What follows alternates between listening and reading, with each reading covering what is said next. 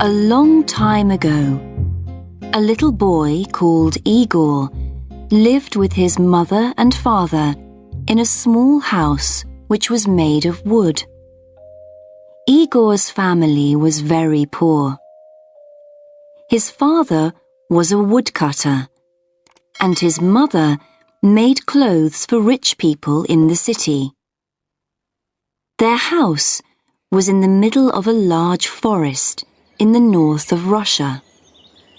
In summer, the days were long, and the forest was alive with the sounds of birds singing to each other. Igor's father taught him the names of the different birds, and the boy soon knew all their songs. But in winter, the days were very short, and there was deep snow everywhere. The forest became quiet because the birds left to spend the winter months in warmer countries. One winter, Igor became ill. His mother made special food and drink for him, but he only got worse. The doctor from the city came to see Igor and spent some time talking with the boy and looking at him.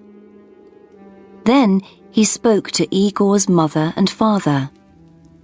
He's very ill, but I don't know what's wrong with him. This winter, many young children all over the country are becoming ill and dying, and nobody knows why. I'm sorry, but there's nothing that I can do to help. Give him lots of good things to eat and make sure that he gets lots of sleep. During the next few days, Igor got worse. He became iller and iller. He spent all day in bed and became bored with his toys. His father brought him little things from the forest to try to make him forget that he was ill, but he was not interested in anything. His face became white, and he didn't want to eat. Sometimes at night, he had a fever, and then he dreamt that he was flying above the forest, looking at his family's little house far below him. One morning, after a very bad night, Igor woke up and found his father looking at him. "Is there anything that you want?" said his father. "Yes, there is, Father," said Igor. "I miss the songs of the birds. Could you catch a bird and put it in a cage for me? If you put the cage above my bed, I can listen to the birds singing and remember the sounds of the forest."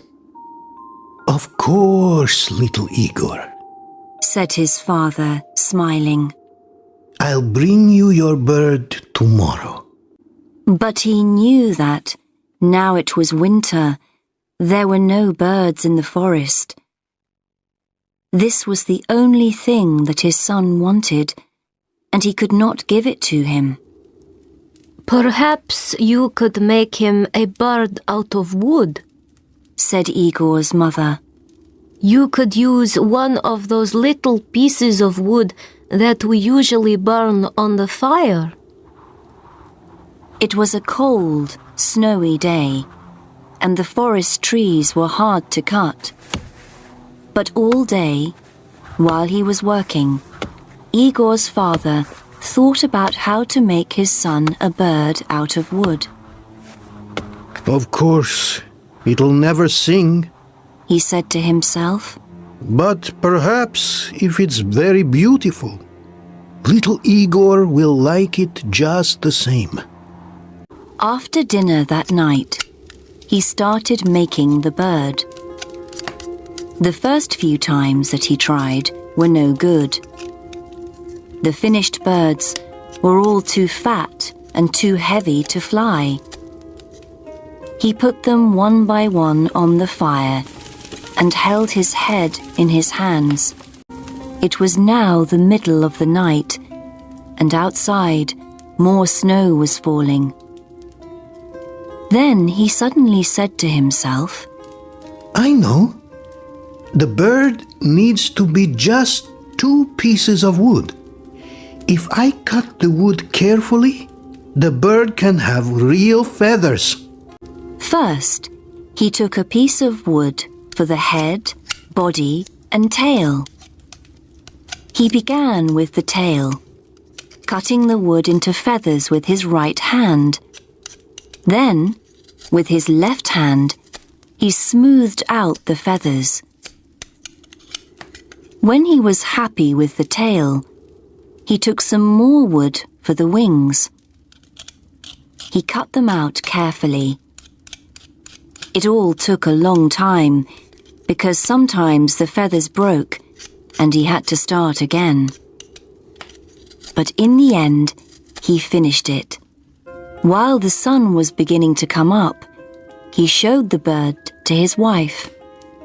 It's beautiful, She said. but it's not ready yet. She took a needle and some thread and carefully sewed the ends of the tail feathers and wing feathers together. Soon the feathers were all together, just like on a real bird. Then she tied a long thread to the middle of the bird's back. This way they could hang it above Igor's bed. They looked at the bird together. Now that it's ready, Said the woodcutter. I'll take it in to little Igor's room.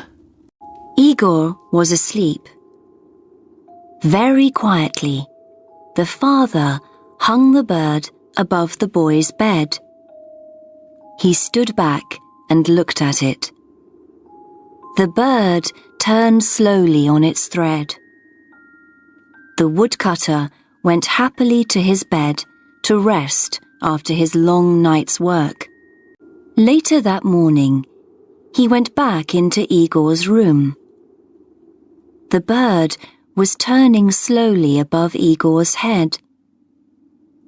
His son was watching the bird carefully. There was a light in his eyes for the first time in many weeks. It's beautiful, Father. Said Igor. Thank you. But I've never seen a bird like it before in the forest. What's it called? That's a good question. I'll find out and tell you later. The next morning, when the woodcutter went into his son's room, he found the boy sitting up in bed, trying to touch the bird. The last time that Igor sat up in bed was many weeks ago. He thought. So, what's it called, Father? The boy asked. I'm still not sure. His father replied. That night, Igor's father went into his son's room and he quietly made the thread a little shorter. Now the bird was hanging a little higher above Igor's head. 3 days later, he found Igor kneeling on the bed, trying to touch the bird. His hand was very near it. Have you decided on the name of my bird, Father? Igor asked. Not yet, my son. I'll tell you later. His father replied. Again, the father went at night into his son's room and put the bird a little higher. 5 days later, Igor was standing on the bed and nearly touching the bird. Father, help me. I want to make it go round, he said. Go on trying. It's not as high as you think. Replied his father. And when will you tell me its name? Very soon, my son. replied the father. 7 days later, Igor's father was cutting wood when he heard strange sounds coming from the house. He ran quickly to his son's bedroom. Igor was jumping up and down on his bed, laughing. Above his head, the bird was going round very fast. Look, Father! I touched the bird! Shouted Igor happily. Now, please tell me, what's its name? It's called the bird of happiness. His father replied. And his mother, standing at the door, smiled to see her young son so full of life once more.